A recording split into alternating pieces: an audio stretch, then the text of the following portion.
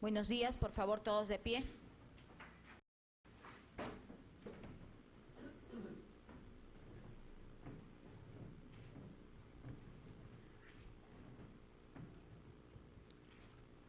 Buenos días, asiento, por favor.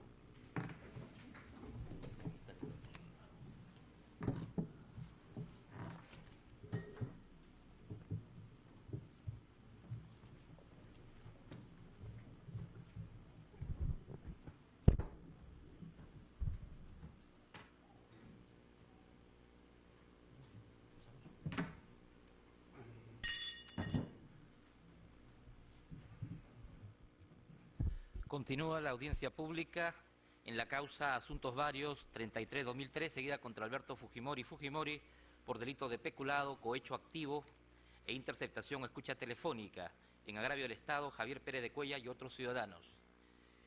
Señor fiscal, señores abogados, ¿alguna observación al acta planteada? Ninguna, señor director de debates. Conforme, señor. Bien. Sí. Informe, señorita secretaria. Aprobada el acta que se suscribirá conforme a ley sobre escritos pendientes en este proceso. Sí, señor. Con fecha 29 de septiembre del año en curso, el doctor Alberto Borea Odría ha presentado un escrito sumillado. Solicito se me conceda el uso de la palabra con antelación a la lectura de sentencia. Y precisa que, por convenir a su derecho, peticiona un tiempo de no mayor de 1 hora para exponer sus argumentos. ¿Podría precisar su solicitud oralmente, como lo manda la ley? ¿Cómo no, señor magistrado, conductor de debate, señor presidente, señor vocal? Esta es una causa en donde el señor fiscal ha pedido una... En esta causa, el señor fiscal ha pedido una reparación civil cuyo monto y sobre todo cuya forma nosotros y especialmente yo como agraviado en este caso, y estoy seguro el doctor Javier Díaz Canseco, que está aquí también presente, no estamos de acuerdo y en consecuencia, como ustedes van a tener que imponer una reparación civil y sobre eso tenemos derecho a hablar quienes estamos y quienes hemos sido víctimas de los atropellos de quien hoy día es juzgado, es que solicitamos se nos escuche para que ustedes puedan graduar debidamente esa reparación civil, no solo en monto, sino en forma. En ejercicio, por cierto, del derecho de defensa y del principio de igualdad que la Constitución e incluso el documento del 93 nos reconoce. Tome asiento, señor letrado.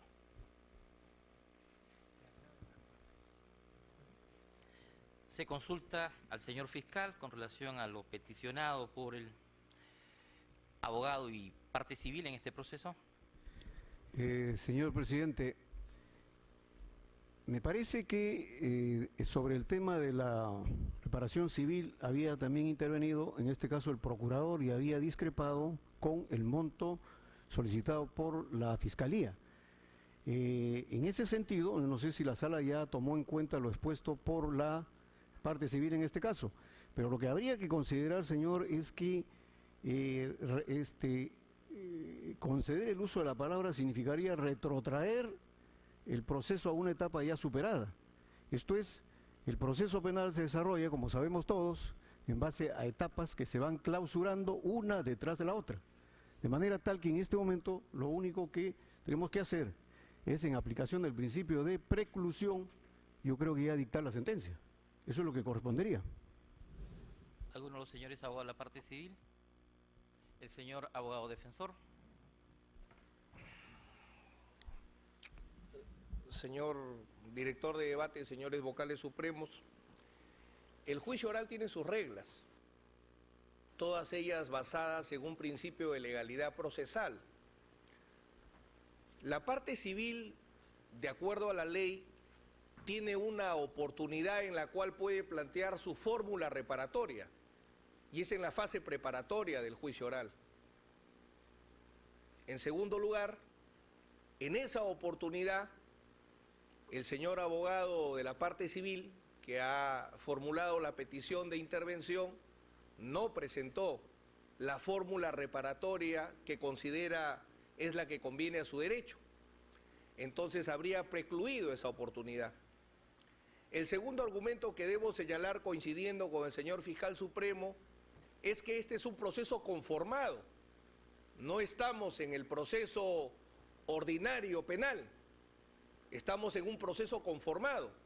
Y en un proceso conformado, donde se ha dado conformidad absoluta, la ley es muy clara. Verificada la conformidad absoluta, el único paso procesal pendiente es la emisión de la sentencia dentro del plazo de 48 horas que señala la ley. Es el único paso legal pendiente. Entonces no habría un fundamento jurídico para desviar el procedimiento establecido en la ley. Ya se hizo la conformidad absoluta, lo único que queda en este momento es sentenciar. Y en todo caso, si la parte civil considera que la sentencia afecta a su derecho, la ley también señala la forma cómo debe hacerlo valer a través de un recurso de nulidad por escrito. Por eso es que solicito se declare, con todo respeto, improcedente la petición del señor abogado de la parte civil. Bien.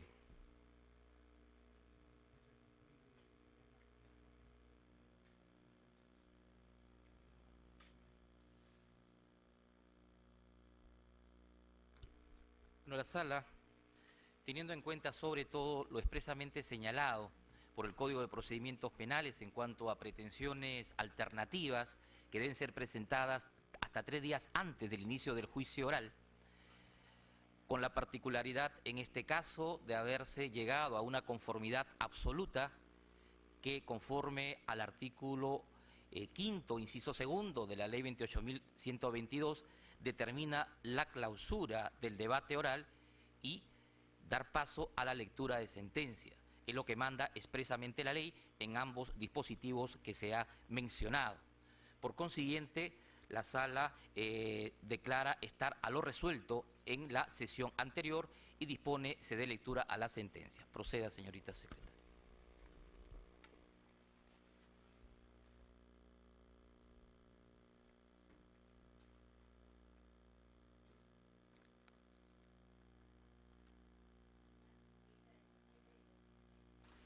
Vista en audiencia oral y pública el juzgamiento incoado contra Alberto Fujimori Fujimori por delitos contra la administración pública peculado, casos, medios de comunicación e interceptación telefónica y cohecho activo, caso congresistas tránsfugas, ambos en agravio del Estado.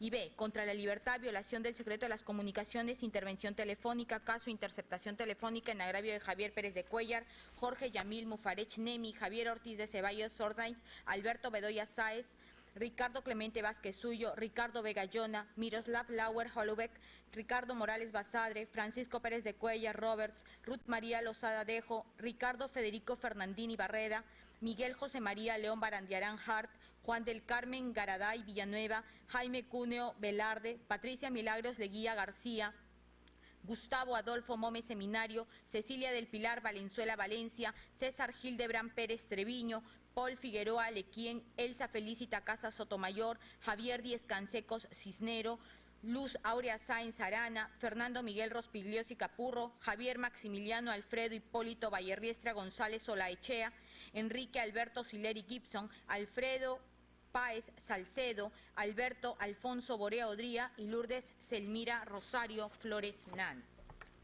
Fundamentos, capítulo primero, fundamentos de hecho. La institución de la conformidad procesal. El hecho objeto del proceso penal, enseña Roxin, es el hecho descrito en la acusación de la persona acusada, lo que es una consecuencia del principio acusatorio. El hecho punible constituye el requisito material esencial o determinante de la pretensión penal que obliga al órgano jurisdiccional a establecer su identidad objetiva. Así las cosas, existe identidad de hechos cuando existe coincidencia en los actos típicos de ejecución o cuando los bienes jurídicos ofendidos o lesionados son los mismos. Por lo general, cuando el imputado niega el hecho, entendido como hecho procesal, o cuestiona pasajes del mismo, corresponde al tribunal determinarlo a partir de la valoración de la prueba incorporada y actuada lícitamente en la causa, específicamente en el juicio oral. Esa es la lógica del proceso jurisdiccional contradictorio. Sin embargo, la necesidad de actividad probatoria en el juicio oral puede obviarse si el imputado unilateralmente, en coordinación y con la aprobación de su abogado defensor, decide renunciar a ella libre, voluntaria e informadamente. En tal virtud, la Ley Procesal Penal acoge el principio de adhesión que importa un modo de poner fin al proceso a partir de la aceptación por el acusado de los hechos, del delito imputado y de la responsabilidad civil consiguiente, y reconociendo la naturaleza jurídica del acto de disposición de la defensa sobre la base de una formal expresión de voluntad, autoriza a poner fin al juicio en su periodo inicial.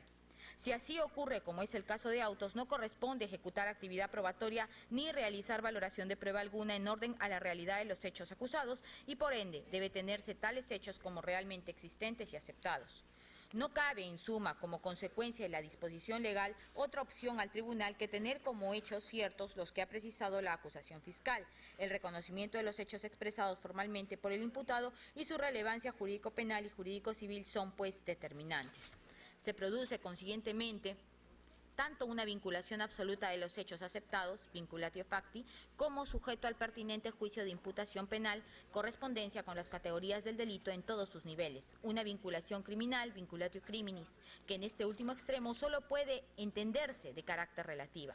Es de resaltar que el acto de disposición del imputado y su defensa desde el vigente ordenamiento procesal penal se circunscribe, en puridad de verdad, al reconocimiento de los hechos como presupuesto necesario y fundamental, sin los cuales en modo alguno puede tener lugar la institución procesal de la conformidad. No se requiere para su procedencia y ulterior aceptación que las partes acusadas también se allanen a la pena pedida y a la reparación civil solicitada por los acusadores. Solo se condiciona, como mínimo imprescindible, a la conformidad con los hechos acusados. El imputado ha de aceptar haber cometido los hechos acusados, que es lo que como dato inicial relevante ha ocurrido en el caso de Autos. Pero tal aceptación no es el único que ha ocurrido. En efecto, en función de un lado al número y naturaleza de las pretensiones aceptadas y de otro lado al ámbito de disposición expresada por el encausado y su defensa, se está ante una conformidad absoluta y plena. Se trata en suma de un allanamiento, confesión, pues no solo se aceptó los hechos, sino que no se cuestionó la pena y la reparación civil. No obstante lo anterior, corresponde al tribunal el control jurisdiccional de la conformidad, por lo que en resguardo de la vigencia del principio de legalidad penal y en salvaguarda del valor justicia material de los que en modo alguno está desligado, debe analizar rigurosamente los alcances jurídicos de los hechos conformados. Rige el principio iura novit curia. En consecuencia, y solo en la eventualidad de que se presenten supuestos de atipicidad, de exención de responsabilidad penal o de no punibilidad en atención a las exigencias de la ley penal material, la Sala podrá dictar sentencia absolutoria. En este caso, la exclusión de responsabilidad penal estará definida, como es evidente, no por la inexistencia de los hechos. El imputado, recuérdese bien, ha realizado la conducta atribuida por el fiscal y las circunstancias que la rodearon, sino como resultado negativo del análisis normativo de los presupuestos generales y concurrentes para la producción del delito. Asimismo, si se presentan circunstancias modificativas de la responsabilidad penal que determinen una preceptiva atenuación o factores que niegan o limiten la imputación de derecho civil, el tribunal podrá dictar una decisión distinta a la propuesta por la Fiscalía. Claro está, sin alterar los hechos conformados ni introducir datos fácticos distintos o novedosos, pues se alteraría el principio de contradicción y, en casos muy graves, si se introducen elementos esenciales, el principio acusatorio. El tribunal así entiende, según los términos descritos en este párrafo, los alcances jurídicos de la Ejecutoria Suprema vinculante número 1766-2004 del 21 de septiembre del 2004 y del Acuerdo Plenario número 5-2008/CJ-116 del 18 de julio del 2008. Los hechos conformados. En tal virtud, con arreglo a la acusación fiscal aceptada por el imputado y su defensa, los hechos que se tienen por establecidos son los siguientes. Primer caso, medios de comunicación, expediente 33-2003. El acusado Alberto Fujimori, haciendo mal uso de la más alta jerarquía que desempeñó en la función pública, presidente de la República, con el propósito de conseguir su reelección y de mantenerse en el poder, desarrolló un conjunto de acciones encaminadas a controlar los medios de comunicación. En el mes de septiembre de 1999, coordinó y encargó a su asesor, Vladimiro Montesinos Torres, cabecilla de una gigantesca red de corrupción que operaba con total impunidad en el aparato estatal y en la administración pública, quien tenía el control de las Fuerzas Armadas, la adquisición del canal de señal cerrada, Cable Canal de Noticias CCN, Canal 10, de propiedad de Manuel Alberto Ulloa Van Peckborn, y la compra de la línea editorial del Diario Expreso, cuyo propietario era Eduardo Calmet del Solar. En esta operación intervinieron por disposición de Montesinos Torres, Vicente Silva Checa y el mismo Eduardo Calmet del Solar, personas de confianza del ex asesor presidencial, quienes convencieron a Manuel Ulloa Van Peckborn que venda sus acciones del Canal 10, que representaban el 65% del accionariado, por la suma de $2 millones americanos. Para ocultar su conducta dolosa, con conocimiento de Alberto Fujimori en la operación celebrada, figuró como comprador Vicente Silva Checa, tal como consta del contrato de compra-venta de acciones del 6 de noviembre de 1999. Esa misma fecha se entregó a este último la mencionada suma de $2 millones americanos en las oficinas del Servicio de Inteligencia Nacional, oportunidad en que Vicente Silva Checa firmó una letra de cambio como garantía de la suma recibida.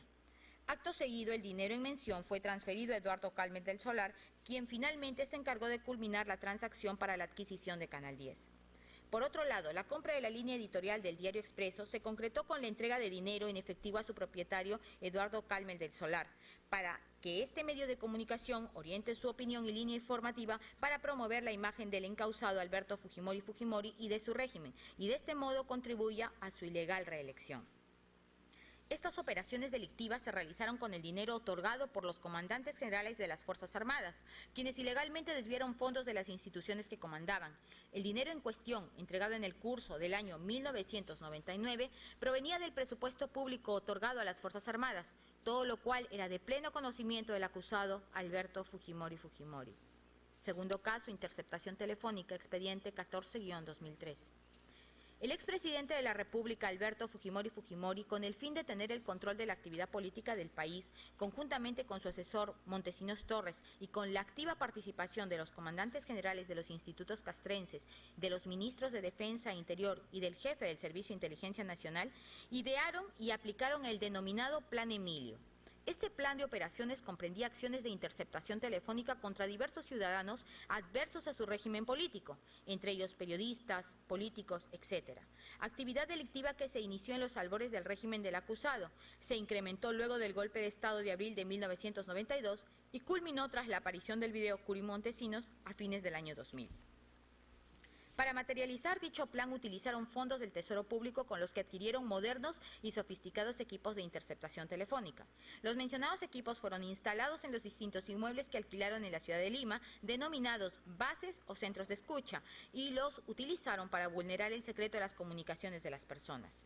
Asimismo, con fondos públicos se pagó al personal asignado a dichas bases. El personal en mención tenía como misión escuchar, transcribir y comunicar al coronel Ejército Peruano, Roberto Guamanas Curra, todos, en especial este último, de absoluta confianza de Montesinos Torres, la información obtenida bajo esa modalidad, quien a su vez la transmitía al asesor presidencial, Montesinos Torres, el mismo que finalmente la hacía llegar al acusado. Las interceptaciones realizadas de las líneas telefónicas de Palacio de Gobierno tenían autorización y fueron ordenadas por el expresidente Alberto Fujimori. En Palacio de Gobierno se instaló una central de interceptación telefónica conocida como Casablanca. El acusado Fujimori fue el principal beneficiario de esta actividad delictiva. Caso 3, congresistas tránsfugas, expediente 5 del 2002. El acusado Alberto Fujimori, como presidente de la República, diseñó, planificó y dirigió el denominado plan de reclutamiento conjuntamente con el asesor del Servicio de Inteligencia Nacional, Vladimiro Montesinos Torres. Este último personalmente ejecutó dicho plan delictivo y cumplió de esta manera el objetivo central que perseguía el acusado: obtener a cualquier costo una mayoría parlamentaria que sometiera a los designios del Poder Ejecutivo y así controlar, entre otros propósitos, las labores de fiscalización que le correspondía al Congreso de la República. El imputado Alberto Fujimori, como no obtuvo la mayoría parlamentaria en el proceso electoral del 9 de abril del 2000, encomendó a su ex asesor Montesinos Torres poner en marcha un conjunto de acciones y estrategias destinadas a conseguirla a como diera lugar. Necesitaba que el grupo oficialista Perú 2000 finalmente logre la mayoría parlamentaria en el Congreso de la República y de este modo sirva como soporte y sustento a su ilegal tercer periodo de gobierno. La decisión para la ejecución de la operación de reclutamiento correspondió al citado encausado Alberto Fujimori ante los resultados adversos a nivel congresal. Es así como los congresistas Roger Luis Cáceres Pérez, Rubí Consuelo Rodríguez de Aguilar, María del Milagro Guamán Lu, Waldo Enrique Ríos Salcedo, Juan Carlos Miguel Mendoza del Solar, Jorge Dacuña Cuervas, Gregorio Ticona Gómez, José Luis Elías Ábalos, Jorge Víctor Polac Merel, Antonio Palomo Orefice, Edilberto Canales Pillaca, Guido Carlos Penano Allison y José León Luna Gálvez recibieron del ex asesor presidencial Vladimiro Montesinos diversas sumas de dinero provenientes del erario nacional. Tales sumas procedían de los fondos del Servicio de Inteligencia Nacional y de la desviación de fondos de los Ministerios de Defensa e Interior y de los institutos armados. La entrega de dinero en algunos casos tuvo el propósito de que ciertos congresistas abandonen sus bancadas congresales de origen por las que fueron elegidos, se integren a las filas de la bancada oficialista del régimen presidido por Alberto Fujimori y actúen conforme a las instrucciones que se les impartían a estos parlamentarios. Se les denominó congresistas tránsfugas. En otros casos, el dinero proporcionado perseguía que determinados congresistas permanecieran en sus bancadas de origen, a los que se denominó topos o agentes encubiertos, pero debían votar de acuerdo a las indicaciones del asesor Montesinos Torres y en orden a los intereses, objetivos y estrategias del acusado Alberto Fujimori, siempre a cambio de recibir periódicamente diversas sumas de dinero. En la ejecución de la operación de reclutamiento, una vez que se concretaban los acuerdos, los congresistas tránsfugas procedían básicamente a suscribir 3 documentos. Primero, carta de renuncia a su partido de origen. Segundo, carta de afiliación o sujeción al partido de gobierno o carta de compromiso para apoyar al régimen de Fujimori. Y tercero, un recibo por el dinero entregado, que recibían mensualmente de manos del asesor Montesinos Torres. La finalidad de tal suscripción y del dinero recibido fue apoyar, entre otras, las mociones y los acuerdos de la bancada de gobierno Perú 2000 y así cumplir los objetivos políticos del imputado Alberto Fujimori. Fundamentos de derecho, subsunción típica. Propuesta de la acusación. El señor fiscal supremo, en su acusación fiscal de fojas 10.262, tipificó los hechos como delitos de peculado, de corrupción activa genérica y de interferencia o escucha telefónica, previstos y sancionados en los artículos 387 y 399, texto original, y 162 del Código Penal vigente. Corresponde en este acápite realizar el juicio de tipicidad. El delito de peculado. El delito de peculado es un delito especial o de infracción de deber. El sujeto activo es el funcionario o servidor público que realiza cualquiera de las 2 modalidades típicas que regula la ley, esto es, la apropiación o utilización de caudales o efectos públicos. De esta manera, el agente público quebranta imperativos funcionales asumidos en razón del cargo, infringe deberes, siendo su nota característica y exigencia de naturaleza objetiva que la conducta del funcionario o servidor público exprese un acto de disposición patrimonial que desconoce la titularidad del Estado sobre los bienes ejecutados. Estos aspectos hacen del delito una conducta de naturaleza pluriofensiva. En el acuerdo plenario número 4-2005/CJ-116 del 30 de septiembre del 2005, se deja sentado que ese carácter está vinculado con la protección de 2 objetos específicos merecedores de protección penal. Primero, garantizar el principio de la no lesividad de los intereses patrimoniales de la administración pública. Y segundo, evitar el abuso del poder del que se haya facultado el funcionario o servidor público que quebranta los deberes funcionales de lealtad y probidad. En iguales términos, se ha pronunciado la Ejecutoria Suprema número 3630-2001 Ucayali del 23 de enero de 2001. El delito está regulado en el artículo 387 del Código Penal vigente, tipo legal que establece 2 conductas típicas y un agravante. La primera conducta es dolosa, al señalar que el funcionario o servidor público que se apropia o utiliza en cualquier forma, para sí o para otro, caudales o efectos cuya percepción, administración o custodia le estén confiados por razón de su cargo. La segunda es culposa, vinculada con un comportamiento negligente del sujeto activo y se presenta cuando el agente, por culpa, da ocasión a que se efectúe por otra persona la sustracción de caudales o efectos. Y la tercera, que configura un subtipo agravado que comprende las acciones dolosas y culposas y está referida a la importancia especial de la finalidad pública, para lo cual estaban destinados los bienes a cuyo efecto indica si los caudales o efectos estuvieran destinados a fines asistenciales o a programas de apoyo social. Circunstancia agravante incorporada por la Ley 26.198 del 13 de junio de 1993. Los elementos que deben concurrir para configurar este delito y determinar el comportamiento típico del hecho imputado, en especial de la conducta dolosa, según el párrafo 7 del Acuerdo Plenario número 4-2005/CJ-116 del 30 de septiembre de 2005, están residenciados en 2 supuestos que utiliza la norma penal para definir los comportamientos típicos del sujeto activo: apropiar o utilizar. La apropiación o la utilización, a su vez, deben contener ciertos elementos para su configuración, elementos materiales del tipo penal, tales como la existencia de una relación funcional entre el sujeto activo y los caudales y efectos. Se entiende por relación funcional el poder de vigilancia y control sobre la cosa como mero componente típico, esto es, competencia del cargo, confianza en el funcionario en virtud del mismo, así como el poder de vigilar y cuidar los caudales o efectos. La percepción no es más que la acción de captar o recepcionar caudales o efectos de procedencia diversa, pero siempre lícita. La administración, que implica las funciones activas de manejo y conducción. La custodia, que importa la típica posesión, que implica la protección, conservación y vigilancia debida por el funcionario servidor de los caudales y efectos públicos. Apropiación o utilización. La apropiación consiste en hacer suyos caudales o efectos que pertenecen al Estado, aportándolos de la esfera de la función de la administración pública y colocándose en situación de disponer de los mismos. El agente activo realiza actos de disposición como si fuera el dueño del bien, esto es, determinado por el animus domine. Ejerce sobre él actos de dominio inconfundibles que justifican su tenencia. La utilización estriba en que la gente se aprovecha de las bondades que permite el bien, caudal o efecto, sin tener el propósito final de apoderarse para sí o para un tercero. Se trata en suma del modo en que se infringe el deber especial de lealtad hacia el patrimonio estatal por parte del funcionario o servidor público y lo hace apropiándose o utilizando caudales o efectos públicos para sí o para otro. El destinatario, en el supuesto para sí, el sujeto activo actúa por cuenta propia, apoderándose él mismo de los caudales o efectos, pero también puede cometer el delito para favorecer a terceros. En el supuesto para otro, el agente activo realiza un acto de traslado del bien, de un dominio parcial y de tránsito al dominio final del tercero. Caudales y efectos. Los primeros son bienes en general de contenido económico, incluido el dinero. Los efectos son todos aquellos objetos, cosas o bienes que representan un valor patrimonial público, incluyendo los títulos valores negociables.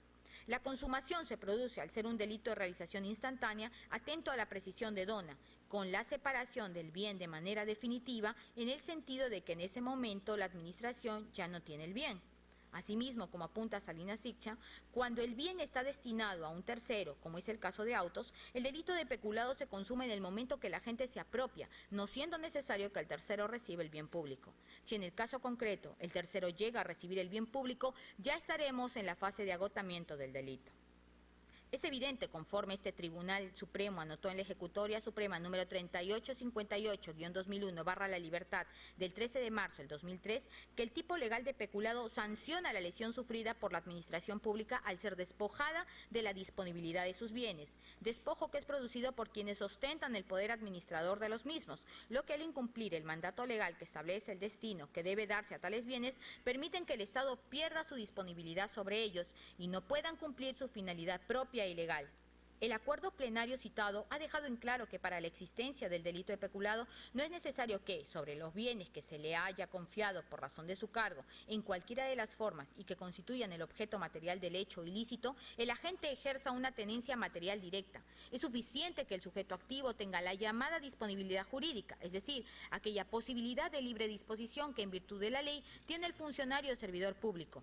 Debe tener, por tanto, competencia funcional específica. La disponibilidad a que se hace referencia se encuentra íntimamente ligada a las atribuciones que la agente ostenta como parte que es de la administración pública.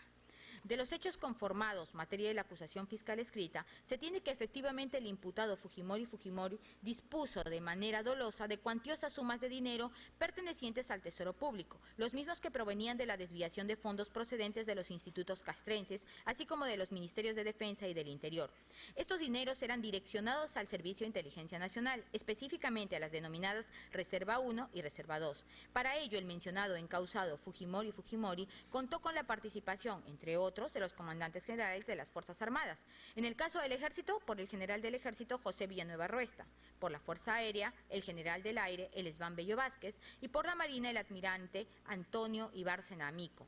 Todos ellos desviaron ilegalmente fondos de dichas instituciones para objetivos ilícitos. Desde los cargos formulados por la Fiscalía es claro, de un lado, que se sustrajo de la hacienda pública dinero para que Manuel Ulloa Van Peckborn transfiera sus acciones por la suma de $2 millones americanos, las que representaban el 65% del total de acciones de Canal 10. Para ocultar este comportamiento doloso, se dispuso que en dicha operación figure como comprador Vicente Silva Checa, a quien precisamente el 6 de noviembre de 1999 se había entregado dicho monto en las oficinas del SIN, oportunidad en que suscribió una letra de cambio como garantía por el dinero recibido. El dinero en cuestión fue transferido posteriormente a Eduardo Calmet del Solar, quien se encargó finalmente de concluir la adquisición del Canal 10.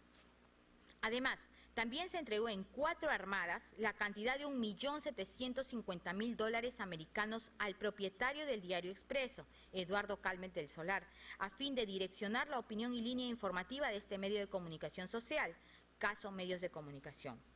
Por otro lado, igualmente se ha establecido que la adquisición de implementos y equipos de interceptación telefónica, pago a los operarios encargados de transcribir las conversaciones interceptadas, así como el alquiler de los inmuebles que servían como base de operaciones, etcétera, para las acciones de interceptación, fueron solventadas con dinero del Estado, caso interceptación telefónica.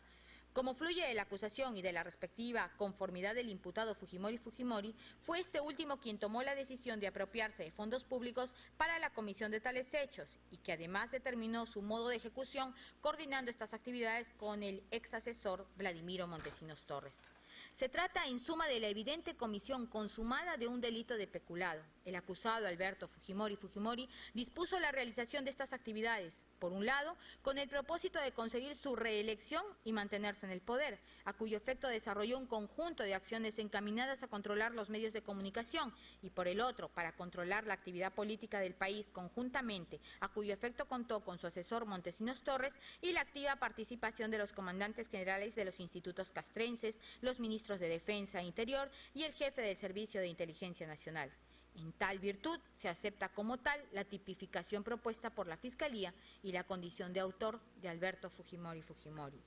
El delito de cohecho activo genérico. El delito de cohecho activo genérico no es un delito especial como el anterior, pues puede ser realizado por cualquier persona, incluso por otro funcionario público. A este ilícito penal también se le denomina soborno. Según el texto original del artículo 399 del Código Penal, vigente antes de la modificación introducida por la ley número 28.355 del 6 de octubre del 2004 y aplicable al caso subyúdice, hay 2 modalidades típicas. La primera sanciona a quien trata de corromper a un funcionario servidor público con dádivas, promesas o ventajas de cualquier clase para que haga o omita algo en violación de sus obligaciones. A esta modalidad se le denomina cohecho activo genérico propio. Luego, la norma penal reprime también al que trata de corromper para que el funcionario o servidor público haga o omita un acto propio de sus funciones sin faltar a sus obligaciones.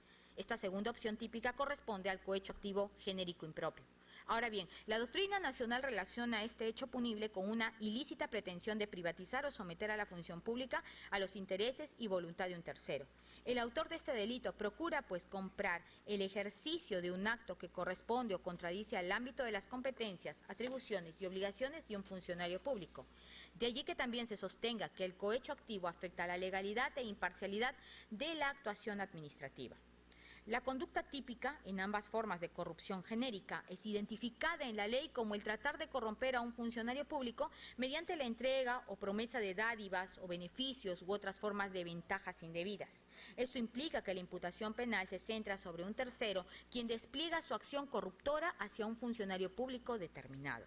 Es un delito doloso, pero de tendencia interna trascendente, donde el autor busca motivar el interés del funcionario público para vender su acto funcionarial mediante regalos, dinero, posiciones laborales expectantes, etc. Como bien señala Abanto Vázquez, ello implica proponer al funcionario la compraventa de la función con ofrecimientos idóneos para provocar en éste la decisión de hacerlo infringiendo sus deberes. Sin embargo, es importante destacar que la consumación del delito no requiere de la aceptación expresa o tácita del funcionario a quien el agente pretende corromper, pero sí de su conocimiento directo del ofrecimiento legal. En tal sentido, sostiene Dona, el comportamiento delictivo se consuma con la sola propuesta penal, es decir, que es conocida por el funcionario público. En esto se demuestra la autonomía del delito penal del cohecho activo, de modo que es independiente de la aceptación de la propuesta por parte del funcionario público. De los hechos conformados materia del escrito de acusación fiscal, se tiene que, en efecto, el imputado Alberto Fujimori diseñó, planificó y dirigió el denominado Plan Reclutamiento, conjuntamente con el ex asesor del Servicio de Inteligencia Nacional, Montesinos Torres. El objetivo central que perseguía el acusado era el de obtener a cualquier costo una mayoría parlamentaria que se sometiera a los designios del Poder Ejecutivo y así controlar, entre otros objetivos, las labores de fiscalización que le correspondían al Congreso de la República. Desde los cargos formulados por la Fiscalía queda claro entonces que el conjunto de acciones y estrategias direccionado por el encausado Fujimori era conseguir que el grupo parlamentario oficialista Perú 2000 logre la mayoría en el Congreso de la República y de este modo sirva como soporte y sustento a su tercer ilegal periodo de gobierno. Es así como los excongresistas de la República, Roger Luis Cáceres Pérez, Rubí Consuelo Rodríguez de Aguilar, María del Milagro Guamanlú, Waldo Enrique Ríos Salcedo, Juan Carlos Miguel Mendoza del Solar, Jorge Dacuña Cuervas, Gregorio Ticona Gómez, José Luis Elías Ábalos, Jorge Víctor Polac Merel, Antonio Palomo Orefice, Edilberto Canales Pillaca, Guido Carlos Penano Allison y José León Luna Gálvez recibieron de Montesinos Torres diversas sumas de dinero provenientes del erario nacional, concretamente del dinero del Servicio de Inteligencia Nacional y de la desviación de fondos de los Ministerios de Defensa, del Interior y de los Institutos Armados. En tal sentido, se ha establecido que la entrega de dinero estuvo destinada a que los citados excongresistas, en algunos casos, abandonen sus bancadas congresales de origen, para aquellos que fueron elegidos y se integren a las filas de la bancada oficialista. A estos parlamentarios se les denominó congresistas tránsfugas. En otros casos, para que, permaneciendo en sus bancadas de origen, a los que se denominó topos o agentes encubiertos, voten en el Congreso conforme a las indicaciones de Montesinos Torres, así como a los intereses, objetivos y estrategias del acusado Fujimori, siempre a cambio de recibir en forma periódica diversas sumas de dinero. Se trata en suma de un delito de corrupción activa genérica. La decisión para la ejecución de la operación reclutamiento correspondió al citado encausado ante los resultados adversos que obtuvo a nivel congresal y conforme se ha establecido la finalidad por el dinero recibido fue la de apoyar, entre otras, las mociones y acuerdos de la bancada del gobierno Perú 2000 y así cumplir los objetivos políticos del imputado, por lo que se acepta como tal la tipificación propuesta por la Fiscalía y la condición de autor de Alberto Fujimori.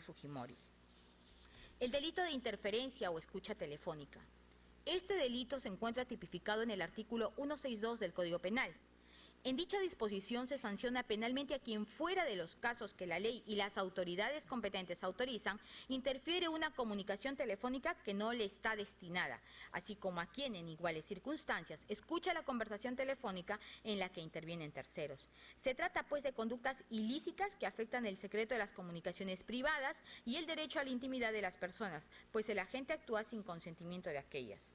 El tipo legal analizado tutela la intimidad personal comunicativa, el secreto a que tiene derecho el ciudadano en sus comunicaciones telefónicas. Según Bramón Arias Torres y García Cantizano, por interferir se entiende toda acción que se realiza para cruzar una onda con otra, lo que se denomina cruce de líneas, que permite bien oír una conversación no destinada al sujeto activo o bien anularla. Escuchar es sinónimo de oír una conversación no destinada al sujeto activo. La ejecución de este hecho punible requiere generalmente la aplicación de procedimientos encubiertos, clandestinos o subrepticios de mayor o menor sofisticación y tecnología. Ahora bien, lo trascendente para la tipicidad es la idoneidad del medio o procedimiento aplicado por el agente y que debe posibilitarle el acceso al contenido de la conversación de terceros. Como señalaba Peña Cabrera, para que haya ataque a la intimidad, la comunicación debe ser como mínimo escuchada por terceros ajenos a la misma. El modo en que se produzca la escucha telefónica, el pinchazo telefónico, no es el único sistema, y si tal escucha se registra o documenta es, en principio, irrelevante. Lo esencial es que el contenido de la conversación ya no quede en el poder de sus interlocutores. Es un delito doloso que se consuma con la mera realización de la interferencia o escucha y sin que sea requisito para ello la divulgación o la transmisión a terceros del contenido de la conversación telefónica intervenida. Es un delito instantáneo. Sin embargo, es posible una realización continua del delito bajo la orientación de una misma resolución criminal que involucra la interceptación y escucha simultánea o sucesiva de varios interlocutores. Ahora bien, constituye circunstancia agravante del delito, según el párrafo segundo del artículo 162 del Código Penal, que el autor del ilícito sea un funcionario público conforme a las categorías que define el artículo 425 del Código Sustantivo. Como bien anota la doctrina al analizar este calificante, constituye una típica infracción del deber que incumbe a las autoridades o funcionarios de no inmiscuirse en la intimidad de las personas, salvo en los expresamente autorizados. De allí, pues, que la ley desvalore con mayor intensidad la realización del delito por quienes tienen la obligación constitucional de tutelar y respetar la intimidad de los ciudadanos y de sus comunicaciones telefónicas y afines. De los hechos conformados materia del escrito de acusación fiscal, se tiene que el imputado Fujimori controló la actividad política del país conjuntamente con su ex asesor, Montesinos Torres, y la activa participación de los comandantes generales de los institutos castrenses, ministros de Defensa e Interior y del jefe del Servicio de Inteligencia Nacional. Para coadyuvar a ello se ideó y aplicó el denominado Plan Emilio, el mismo que correspondía a acciones de interceptación o escuchas telefónicas de diversos ciudadanos adversos al régimen, ya sean periodistas, políticos, etcétera, y que se inició en los albores del régimen del citado acusado e incrementó luego del golpe de Estado del 5 de abril de 1992, concluyendo tras la aparición del video Curi Montesinos en el año 2000.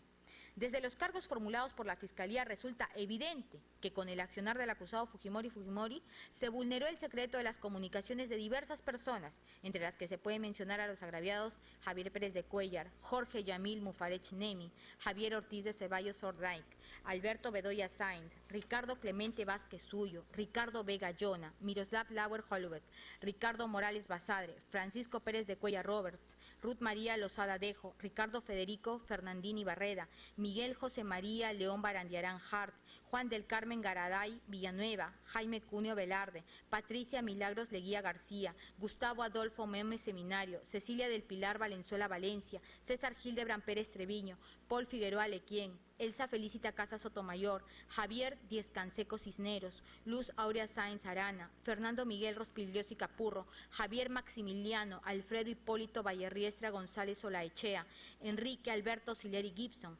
Ángel Alfredo Páez Salcedo, Alberto Alfonso Borea Odría y Lourdes Elmira Rosario Flores Nano. Como fluye de la acusación, fue el imputado Alberto Fujimori quien tomó la decisión de utilizar el aparato estatal para la comisión de tales hechos ilícitos y además fue quien determinó el modo de su ejecución. Se trata en suma de la evidente comisión consumada del delito de interferencia o escucha telefónica. El acusado Fujimori dispuso la realización de esta actividad ilícita para tener el control de la actividad política del país, interviniendo las comunicaciones de personas adversas a su régimen con la consiguiente vulneración del secreto de sus comunicaciones. En consecuencia, se acepta como tal la tipificación propuesta por la Fiscalía y la condición de autor de Alberto Fujimori. Capítulo 3. Determinación de la pena y de la reparación civil. Determinación judicial de la pena.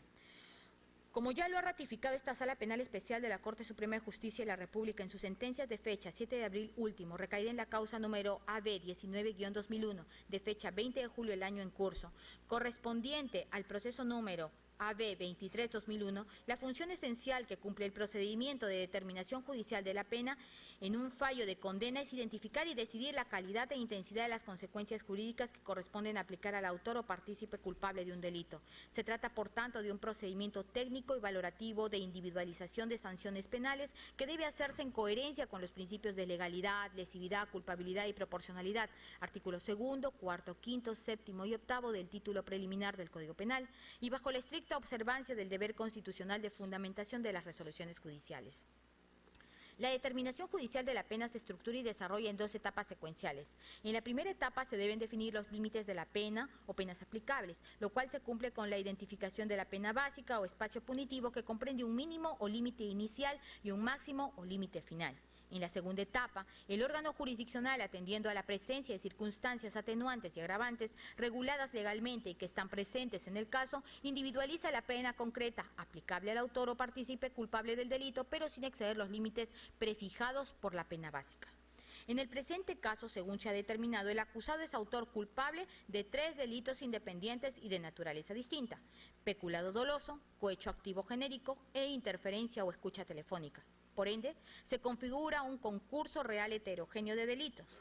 El citado concurso delictivo tiene un régimen de determinación judicial de la pena específico con reglas propias que están legalmente diseñadas en el artículo 50 del Código Penal, cuyo texto legal original resulta ser el aplicable por haber estado vigente al momento de comisión de los delitos imputados y por resultar más favorable que el incorporado posteriormente con la ley número 28.730 del 13 de mayo de 2006.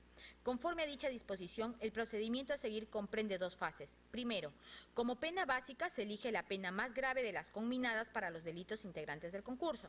Segundo, los otros delitos de menor gravedad deben ser considerados como circunstancias agravantes para graduar la pena concreta y alcanzar la más severa represión. Ahora bien, a efectos de determinar la pena o penas del delito más grave, es de destacar que los delitos de peculado doloso, cohecho activo genérico e interferencia o escucha telefónica, según se ha señalado, se cometieron con un explícito abuso de poder funcional que ejercía el encausado Fujimori Fujimori. En tal virtud, resultaría pertinente invocar en el delito de cohecho activo genérico, no así en los delitos de peculado, interferencia o escucha telefónica, en tanto y en cuanto en estos ilícitos esta condición de funcionario público constituye un elemento constitutivo del tipo legal o una circunstancia específica de agravación de la penalidad, la circunstancia cualificada prevista en el artículo 46-A del Código Penal, incorporada por el artículo 2 de la Ley número 26.758 del 14 de marzo de 1997. En tal sentido, el acuerdo plenario número 1-2008/CJ-116 del 18 de julio de 2008, en su fundamento jurídico octavo, ha explicado que solo las circunstancias cualificadas permiten la configuración de un nuevo extremo máximo de la pena, el cual será el límite fijado para dicho tipo de agravante por la ley, esto es, 1/3 por encima del máximo legal fijado para el delito cometido. Ello significaría que el nuevo extremo del máximo legal de la pena básica para el delito de cohecho activo genérico y dentro de la cual el juez debe determinar la pena concreta y evaluar toda posibilidad de prescripción de la acción penal, sentencia del Tribunal Constitucional número 1065-2006 del 22 de enero del 2007, sería pena privativa de libertad de 6 años y 8 meses para el caso tipificado en el primer párrafo del artículo 399 del Código Penal y de 5 años y 4 meses para el supuesto regulado en el segundo párrafo de dicha norma. Esta conclusión se justifica porque el texto original de ambos párrafos del artículo 399 establecían pena privativa de libertad no menor de 3 ni mayor de 5 años y no menor de 2 ni mayor de 4 años respectivamente, conjuntamente con las penas de inhabilitación no mayor de 3 años, esta última prevista en el artículo 426 del citado Código Sustantivo. De ser así, entonces, el delito más grave de los tres en concurso real sería el de peculado doloso, para el cual la pena es privativa de libertad no mayor de 8 años e inhabilitación no mayor de 3 conforme a los incisos primero y segundo del artículo 36 del Código Penal. En suma, pues, la regla concreta que ha de seguirse para la correcta aplicación del artículo 50 del Código Penal será tomar como penalidad más grave la prevista para el delito de peculado, sin que en modo alguno su cuantía pueda ser excedida por el órgano jurisdiccional. Por consiguiente, al ser el acusado Fujimori Fujimori culpable de 3 hechos punibles, resulta ser autor de un concurso real heterogéneo de delitos. Siendo así, la pena básica para el caso subyúdice, como se ha mencionado, es la conminada para el delito de peculado por ser la más grave. Esta penalidad, como también se ha precisado, está compuesta por 2 penas principales conjuntas: pena privativa de libertad no menor de 2 años ni mayor de 8 e inhabilitación no menor de 1 ni mayor de 3 años, conforme a las incapacidades señaladas por los incisos primero y segundo del artículo 36 del Código Penal. Esta última pena principal se integra por expreso mandato legal del artículo 426 del citado cuerpo de leyes. No puede aceptarse, entonces, la inhabilitación prevista en el inciso cuarto del artículo 36 del Código Penal, incapacidad para ejercer por cuenta propia o por intermedio de tercero profesión, comercio, arte o industria, que deben especificarse en la sentencia pedida por el Ministerio Público, porque no está contemplada para el delito de peculado, que rige la pena básica con arreglo al artículo 50, originario del mismo cuerpo de leyes. La inhabilitación en cuestión solo está prevista para el delito de interferencia o escucha telefónica del artículo 162 del Código acotado. Para la individualización de la pena concreta se aprecian las siguientes circunstancias agravantes que están reguladas en el artículo 46 del Código Penal. La naturaleza de las acciones ilícitas realizadas de modo premeditado y planificado, dirigidas a lesionar el deber de garantía, protección y aprovechamiento del patrimonio de la nación para promover el bienestar general, así como hacia el deliberado propósito de afectar los derechos a la intimidad y secreto de las comunicaciones de los ciudadanos. El empleo de medios fraudulentos y clandestinos que además abusaron de los sistemas y servicios operativos de las Fuerzas Armadas y Policía Nacional para asegurar su efectividad. La intervención concertada y coordinada en la ejecución de los hechos delictivos de una pluralidad de personas que actuaron bajo la orientación de las disposiciones dadas por el acusado desde su posición de poder como presidente de la República. La extensión del daño ocasionado al erario público, así como a la pluralidad de personas perjudicadas. Por otro lado, este tribunal debe evaluar también, primero, si resulta de aplicación un efecto atenuante por el allanamiento o confesión del acusado, y segundo, los efectos premiales de la conformidad conforme al acuerdo plenario número 5-2008/CJ-116 del 18 de julio de 2008, fundamento jurídico 23. En cuanto al allanamiento o confesión del acusado, según las bases establecidas en el acuerdo plenario antes invocado, desde sus fundamentos político-criminales, requiere el cumplimiento de requisitos externos e internos, a la vez que su ratio es la facilitación del esclarecimiento de los hechos delictivos que sea relevante para efectos de la investigación de los mismos, a la par que evidencia una voluntad de colaboración, esto es, de coadyuvar a los fines del proceso. Solo de esta manera se concilian y reducen agravios y se aminora la tensión social que el delito ocasiona. De no ser así, no se presentará un comportamiento postdelictivo parcialmente compensador de la culpabilidad en que se incurrió y no se manifestará un comportamiento con un sentido constructivo de negociación en parte del hecho punible cometido, a la vez que una actitud del autor a favor de la ratificación de la vigencia de la norma vulnerada. En el presente caso, el reconocimiento de ser autor de los hechos punibles imputados que realizó el acusado en su primera intervención durante el juicio oral contribuyó a la facilitación del esclarecimiento y definición consiguiente de los delitos objeto del proceso.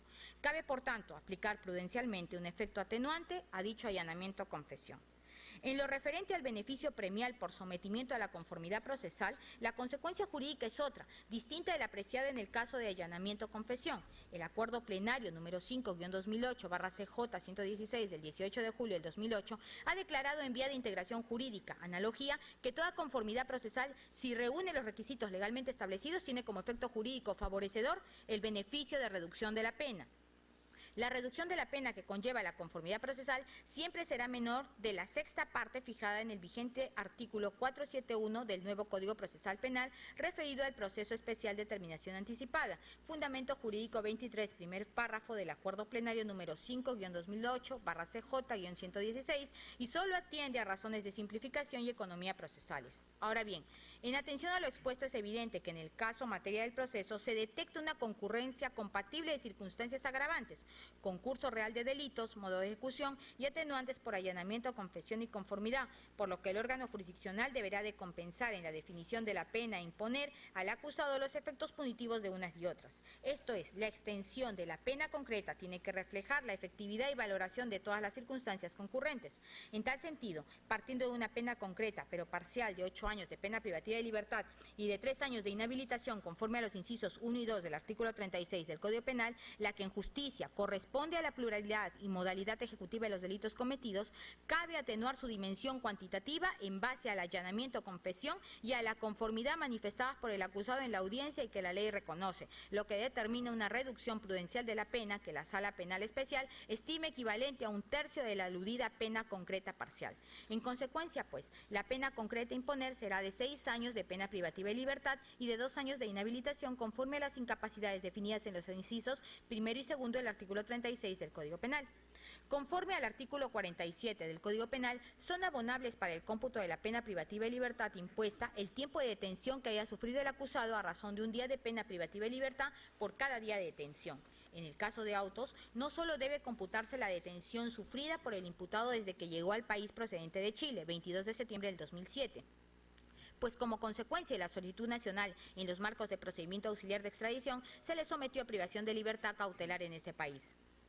Las informaciones periodísticas, en tanto consolidan un hecho público y notorio, dieron cuenta que el imputado Fujimori no estuvo privado de su libertad en un centro oficial de detención todo el tiempo que duró el procedimiento de extradición. Desde el 18 de junio de 2006 hasta el 7 de junio de 2007 gozó de libertad bajo fianza. Y desde el 8 de junio de 2007 hasta 22 de septiembre de 2007 se dictó en su contra arresto domiciliario.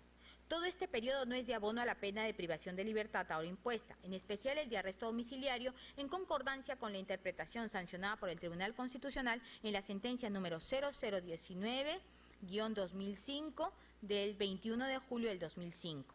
Determinación de la reparación civil. La reparación civil que nace del acto u omisión ilícito según jurisprudencia consolidada de este Supremo Tribunal se determina en atención al principio del daño causado. Ejecutoria Suprema número 7-2004, Lima Norte, del 7 de diciembre del 2004. Debe guardar proporción con el daño y perjuicio rogado a la víctima. Ejecutoria Suprema número 3755-99, Lima, del 15 de diciembre de 1999.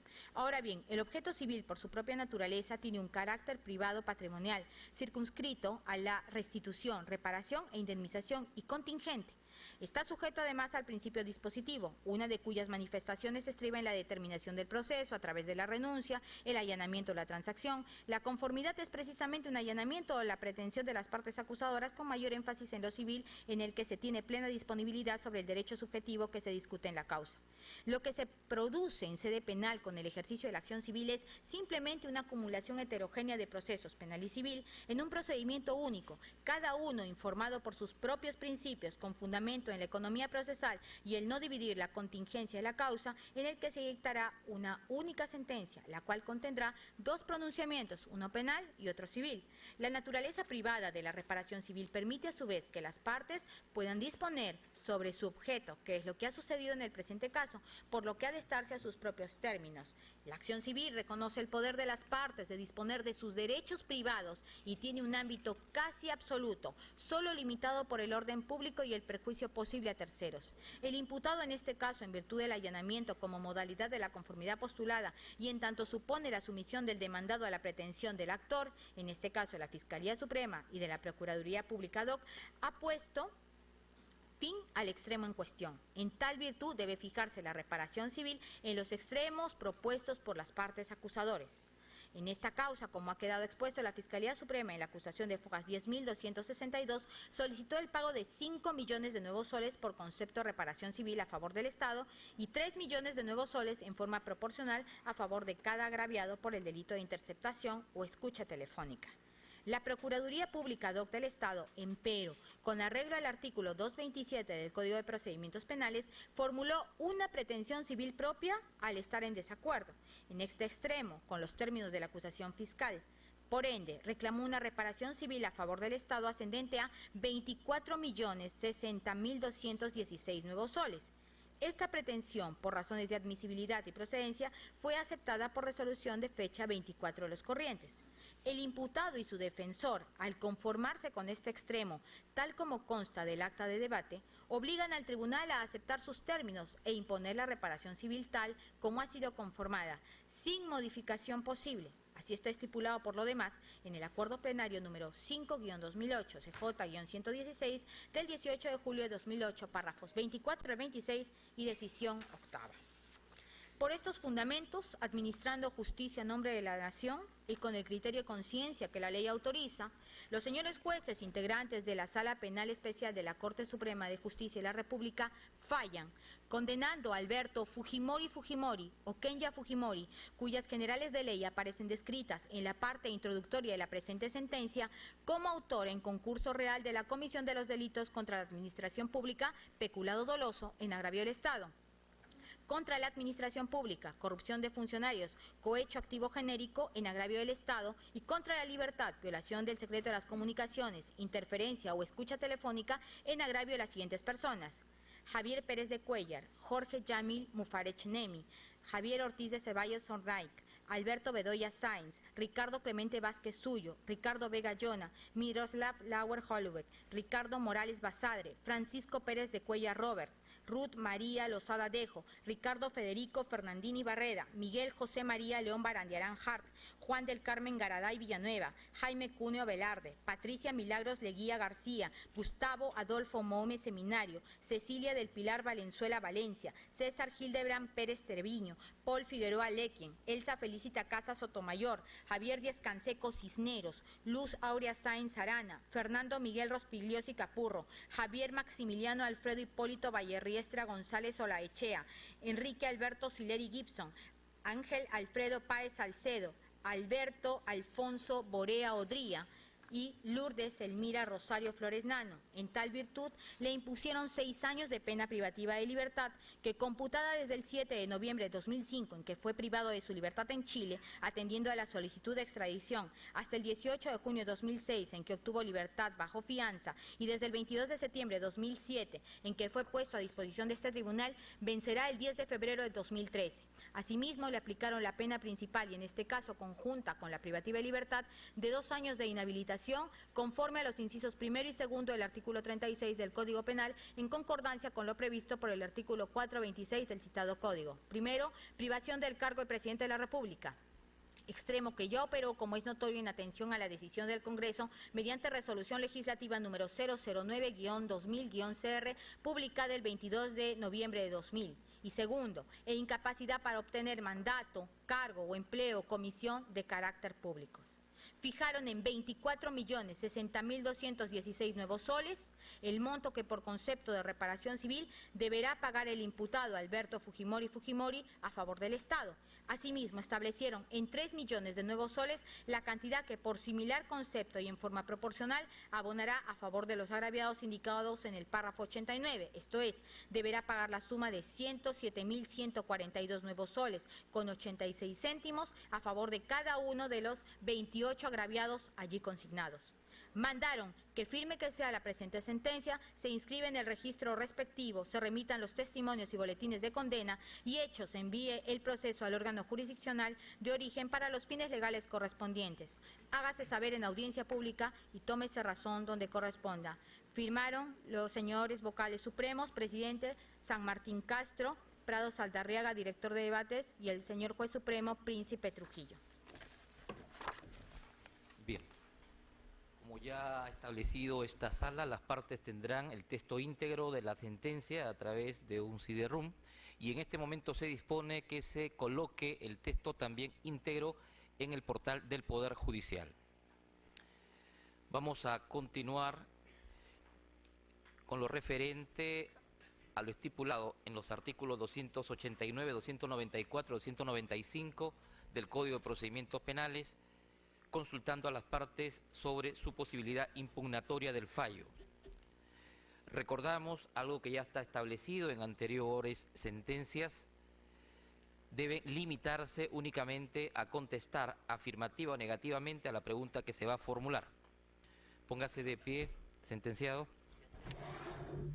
¿Ha escuchado usted el fallo de este tribunal que lo condena y le impone la pena privativa de libertad y la reparación civil de la cual se ha dado cuenta?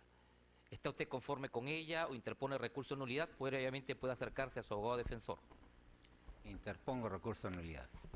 Se toma cuenta de su recurso de nulidad interpuesto, se le da el plazo que fija el artículo 300, inciso quinto del Código de Procedimientos Penales, 10 días para su fundamentación, y se le exhorta, igual que a su defensa, a que puntualice con claridad los agravios que corresponden, dado que se trata de un caso donde ha habido allanamiento y conformidad absoluta.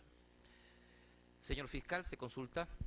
Señor presidente, señor director de debates, la Fiscalía interpone recurso de nulidad. Se da por interpuesto el recurso de nulidad y se elevarán los autos en su oportunidad previa a la fundamentación que corresponda. Los señores integrantes de la parte civil deberán de formular su aceptación o impugnación en los términos que establece la ley. Esta audiencia ha concluido. El señor presidente de la sala dará uso a la palabra. Ha llegado a su fin el encargo legal que correspondió a esta Sala Penal Especial de la Corte Suprema de Justicia de la República. Han sido 2 años de un trabajo judicial sometido a un constante escrutinio público. Impusimos un método de trabajo transparente y de acceso a los distintos medios de prensa a las incidencias de los juicios orales.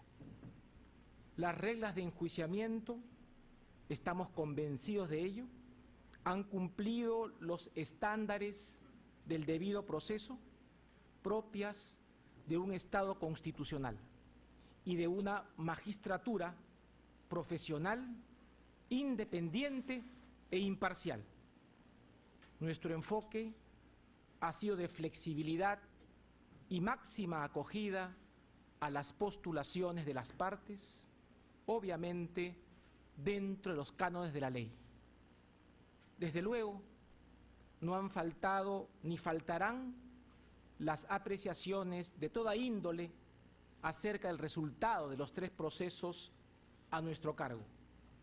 Hemos visto, escuchado y leído numerosísimos puntos de vista que provienen de todos los sectores de la sociedad.